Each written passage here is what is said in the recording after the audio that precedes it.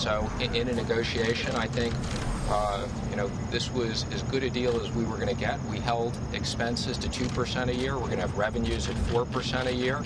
The president protected the military and the veterans. It was very important. We have an increase that's in line with inflation. And we also got a 2.5-year debt ceiling, and we got protected on no riders, no poison pills. So the president wants to keep the government open. The president wants to make sure the military is protected and the vets are protected.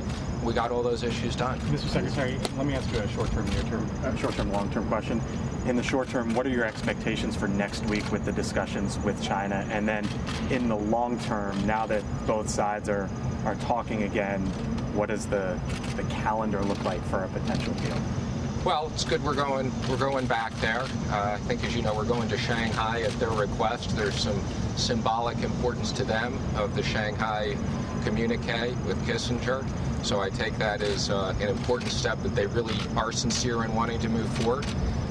It's very important to us. They're back in the markets buying agriculture. They've made those commitments to us. We want to see those commitments fulfilled.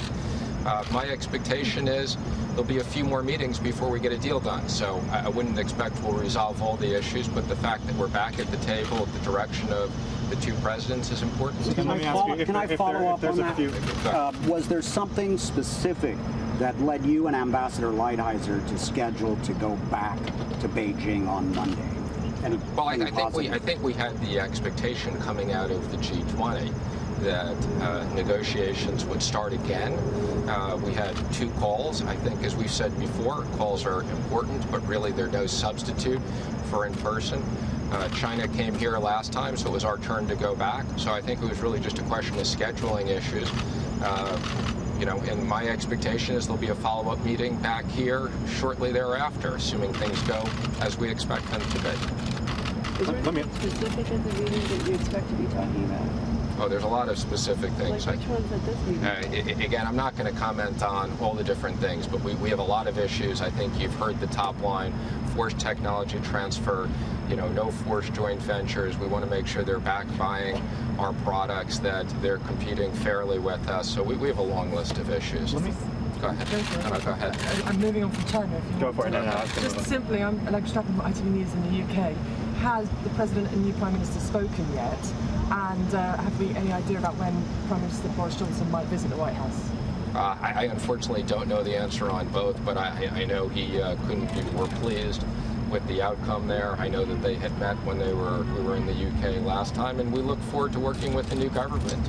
The UK is one of our closest allies. It's a very important long-term relationship, and I look forward to the new Prime Minister getting a deal done one way or another, and we all want to move on. Do you think that there needs to be a Brexit deal rather than go for no deal? Again, whatever they want to do, that's up to them. So whether they have a deal or they have no Brexit, I think we look forward to, they're committed to getting this over with. In terms of the US-UK deal. Just to clarify, one last question. Yeah, just to clarify what you had said in the CNBC interview.